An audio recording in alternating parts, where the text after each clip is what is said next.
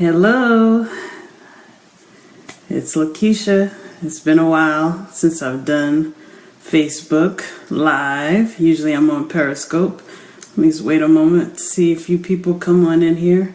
Anyway, just wanted to share this word that I've been brewing for some months now. If you've been following me, you can follow me at Lakeisha DeVoe Riddick. Subscribe if you'd like to get more videos like this. Hey Audra, how you doing? Thanks for joining in. If you'd like to share this with other people, please share it.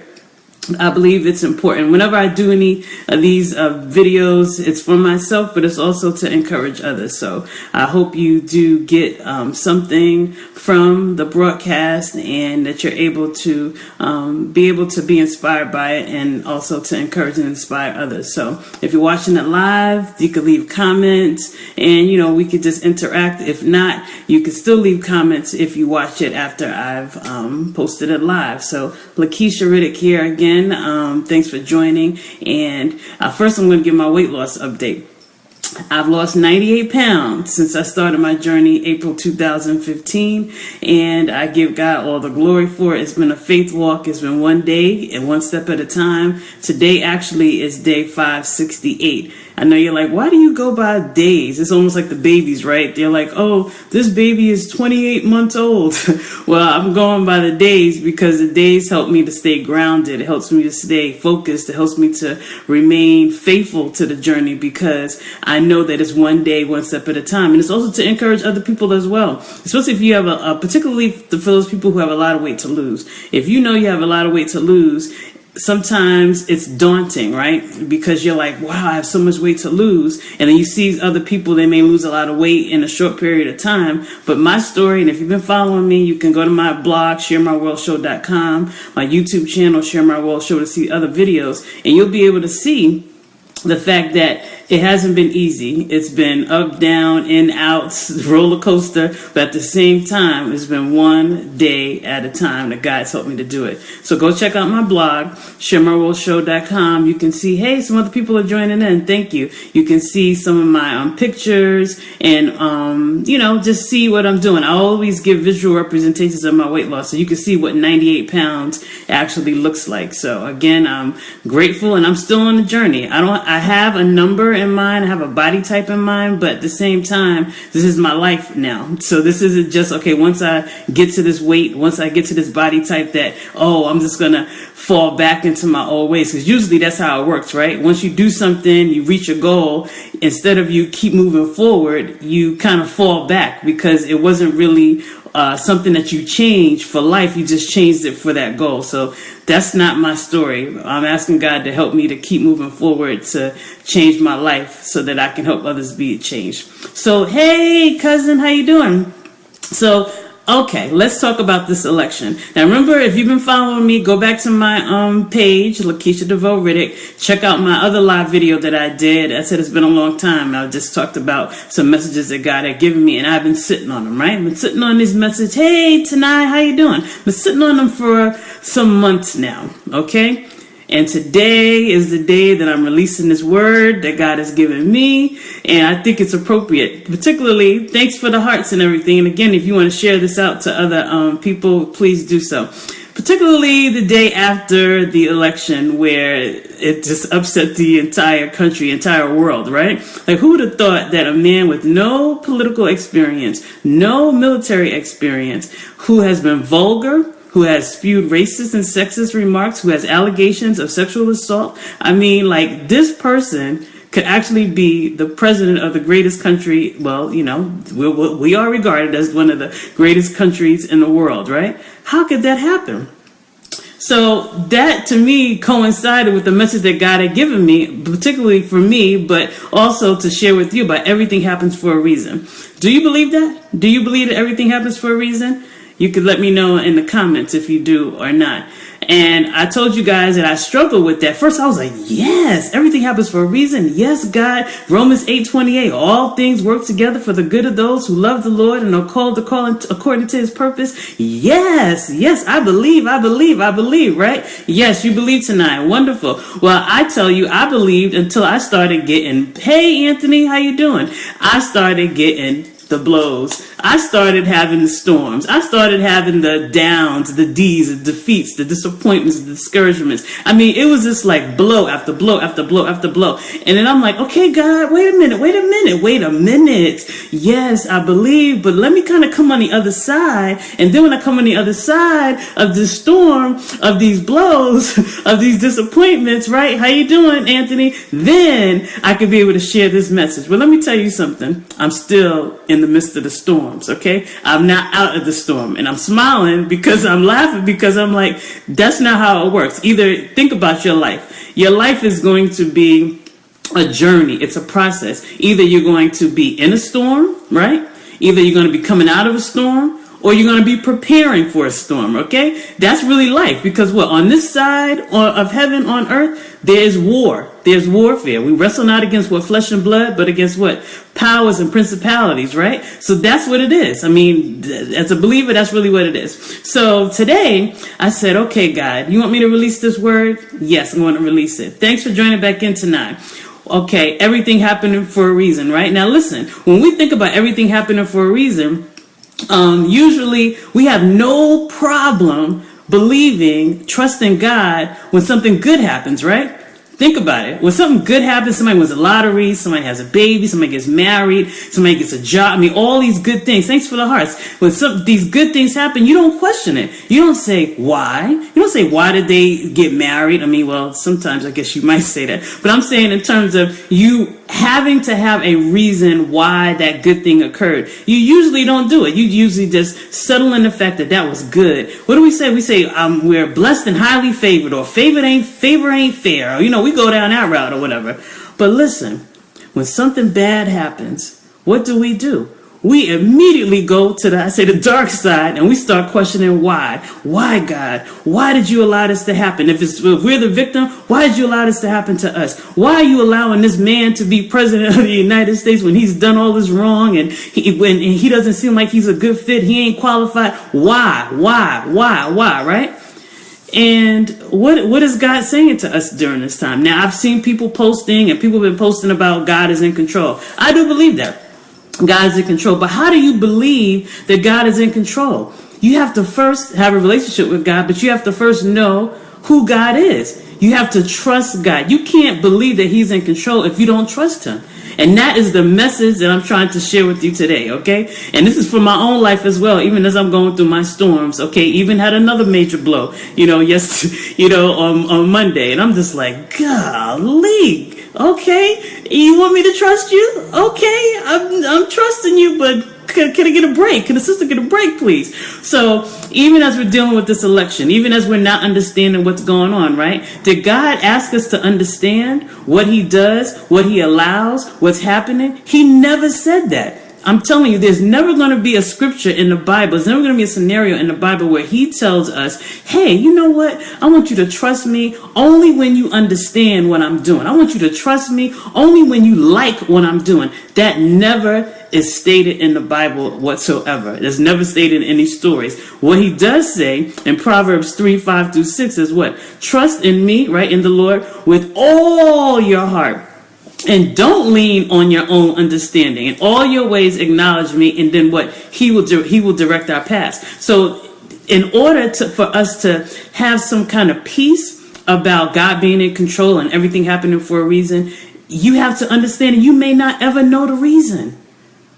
Do you hear that? You may not ever know the reason why something happened to you that was bad. True, but it's so hard to do. Absolutely to not. And that's where the struggle for me came in. Because it's like, why me? Why am I dealing with this? Why do I have to deal with this? Well, why, and I'm going to share some things that I've dealt with, and then, some things so that you can even see what I'm talking about. The fact is that God never told us to, Understand? And you know why? He did it for our own good. I know you're like, please, what? He knows we're human. He knows we're logical. He knows we want to know, connect the dots, because we are limited in our humanity and in our thinking. That's why he said, don't trust me with your own understanding. I always tell people, like when you think about what you see, I'm a very logical, analytical person, right? I mean, math and science background, computer science degree. Yes, I can, do a proof and program and write software, all that good stuff, right? But life is not like that. Life is not if then else, okay? Life is not basically everything that you see.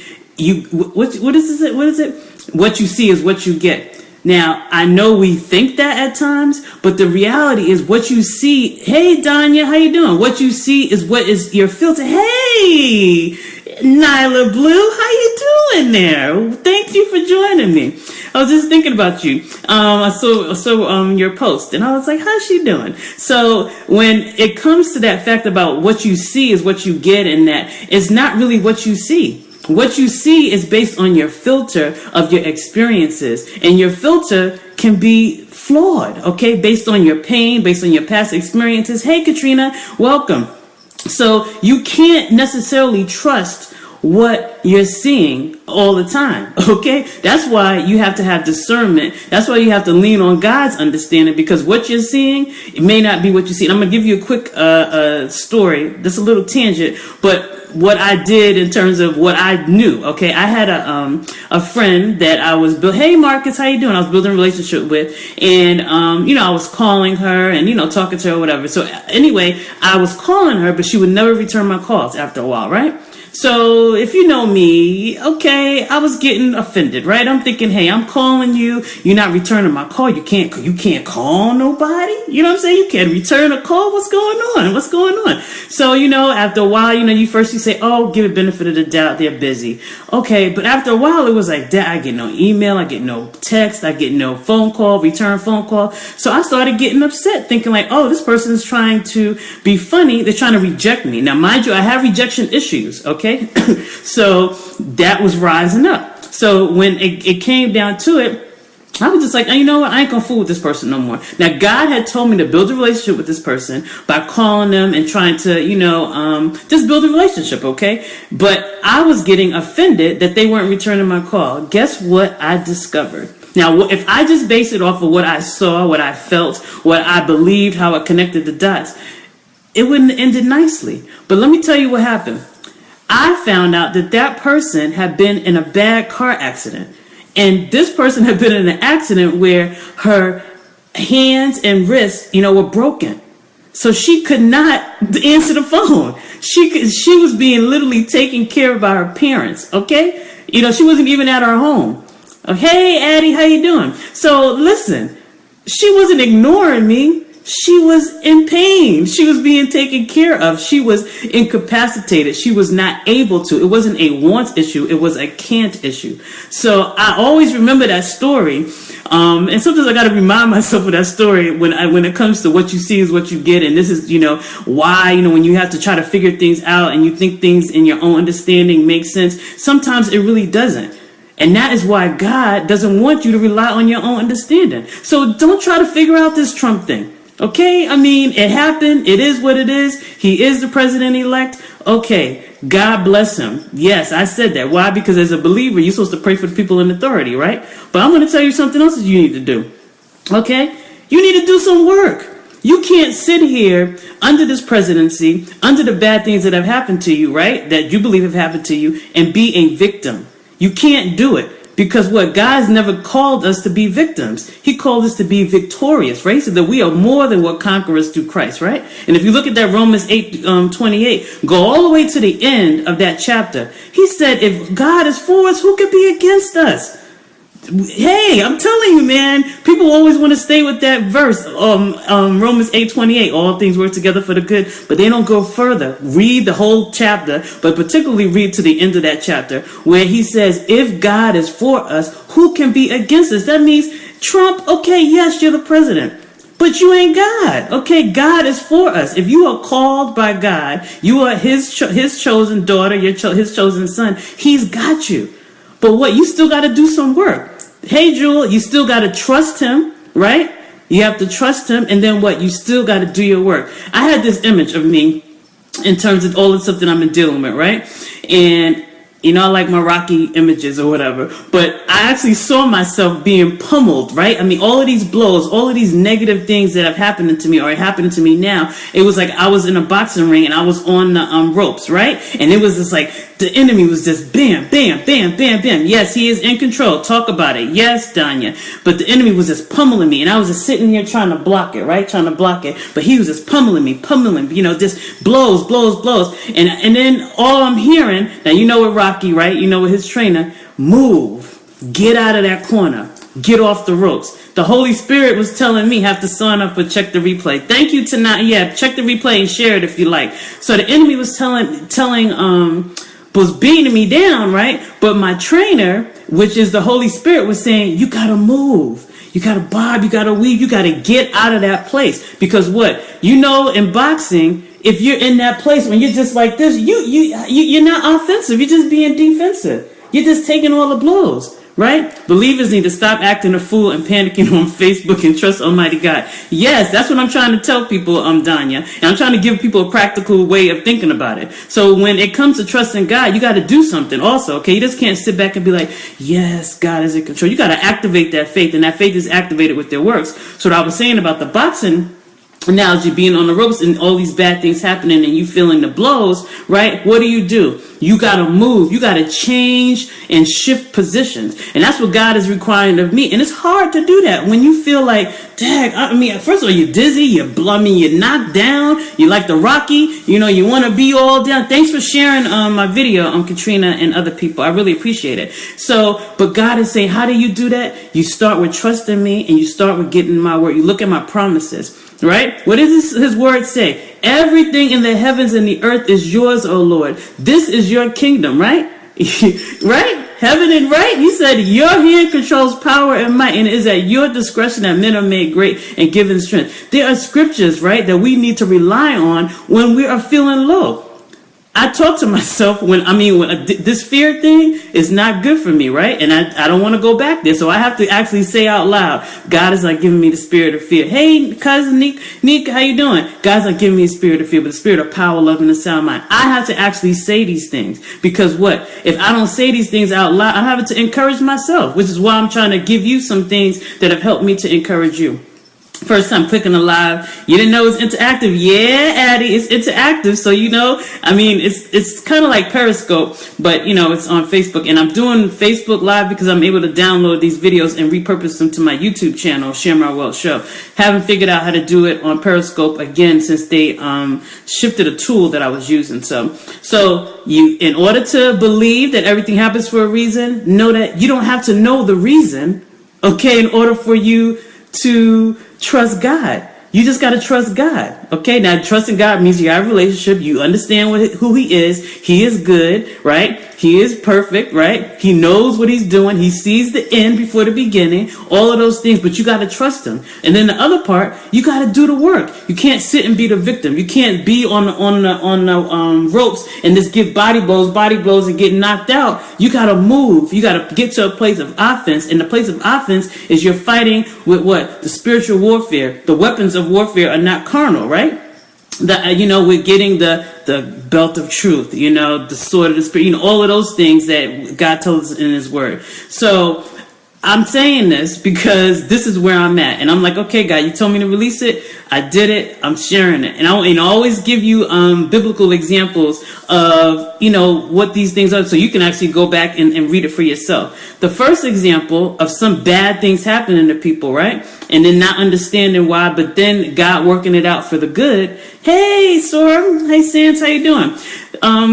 Is Moses. Now look at Moses' story, okay? He was born during a time when they were killing all of the males, right? The male Hebrew children. But he was orphaned, right? That's a bad thing if you think about it. Orphaned, right? Because, I mean, he was put in a basket in the water. I mean, anything could have happened, right? But what? but God, okay? All of those things had to happen to set him up to be in Pharaoh's house, to be in a position where he was, yes, to even be connected to his people, where he was like, why are you treating my people this way? Because he knew he was adopted, okay? But then what? To be in the wilderness because he killed somebody, to see the burning bush, okay? Then to be called by God himself to say, go and let my people go. Hey, Luan. All of those things had to happen for him to do. Now, from the outside, we're like, that's bad. All those things are bad. That's just a bad thing to happen or whatever. But God knew everything was happening for a reason. We didn't know the reason until we look in the Bible and read it, right? And obviously Moses didn't know the reason why he was going through these things. But my God, after he was able to look back and be like, you saved me, right? You placed me. Right? Hey, how you doing? You put me in this position where I had a relationship. Because think about it. He didn't just come before Pharaoh as a stranger. He came before Pharaoh as his son. I mean that, he was been cast out because of what he had done, murdered somebody, but he still had a relationship. It was familiarity. Okay? Now, second person, Joseph. Again, look at the bad things that happened to Joseph. Joseph, right?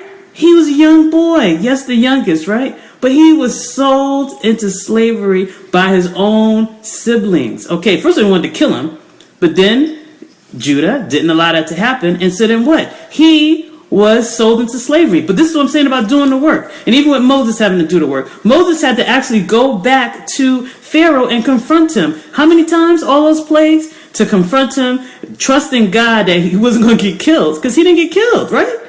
Pharaoh could have just killed him. But he did not get killed. So I'm saying the work that Moses had to do in order to trust God, to know that you said you want me to do this to let my people go.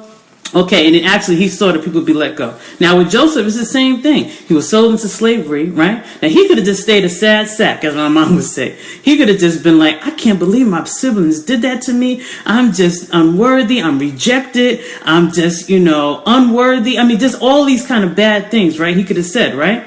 But what did he do? He worked his way up in the house that he was at, Potiphar's house, right? I mean, he worked his way up till he was the top in command in this house. And look what happened.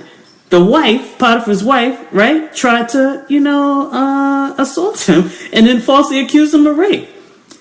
Then what happened? He goes to jail. Now, he could have stayed in jail, a sad sack. Oh, woe is me, the victim. Oh, I can't believe this bad thing happened to me. No. He worked his way up into jail to where what? He was able to be considered for his prophetic, right? His interpretation of dreams, helped somebody else out, even in the midst of his pain. Look at that. Look at that right there. Even in the midst of his pain, in the midst of his storm, he still helped other people out. That's what God is. See, that was confirmation for me. That's confirmation for you. Even in the midst of your storm, even in the midst of your bad things happening, you can still help somebody else out.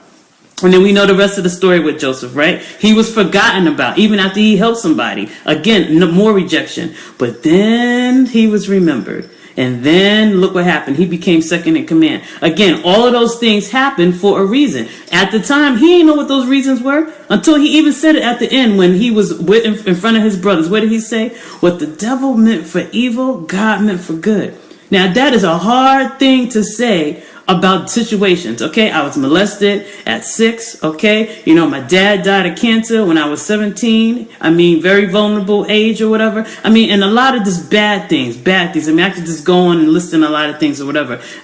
I mean, at 6 years old, I'm not understanding that, right? 15 years later after that, I didn't even remember until I was confronted with that person and all of the memories flooded back. My mother didn't even know. Okay, until I told her, and then she was just like, well, but I'll tell you what happened with that. Okay, telling my mother, okay, helped her to understand what was going on, right? But then telling my story helped other people reveal their story about what happened with them with that person. Now, mind you, it wasn't good. It wasn't great. It wasn't nice. I don't like that it happened. I'm not ashamed of it because, hey, God has healed me in this area, but it affected my life. Okay. But the fact that it happened and I'm able to be on this side to tell you shows that maybe that was a reason. I mean, I don't know. Excuse me. My dad dying. The pain of that, all these years, helped me to gain weight because I was numbing the pain of dealing with my dad's death because I didn't want to be open about my relationship with God because I was angry with God about him not healing my dad. okay? Until, recently, where I was able to really, really dig deep and forgive God, I guess you say that, right? But forgive myself for not having healthy habits to, deal with the pain, but then understanding that, you know what, God, you actually did heal my dad, even though you didn't heal him the way that I thought you would. Okay, again, a reason. Now, again, some things you just don't know. Like I said, the molestation, hello, disgusting. Why did it happen? I don't know why it happened. But the fact that I was able to tell it and help some other people reveal their story with that person saved some other people from having to go through the same thing with this person or having people be around this person, right? So be assured during this time, day one of President-elect Trump's presidency, God is in control because we can trust him. That's why he's in control. We may not know why, Trump is president. We may not understand. We may not ever understand. I don't know what his presidency is going to look like. I mean, if it looks like anything that he's given us during his campaign, Lord have mercy, okay? But at the same time, I know I can't put my trust in him or put my trust in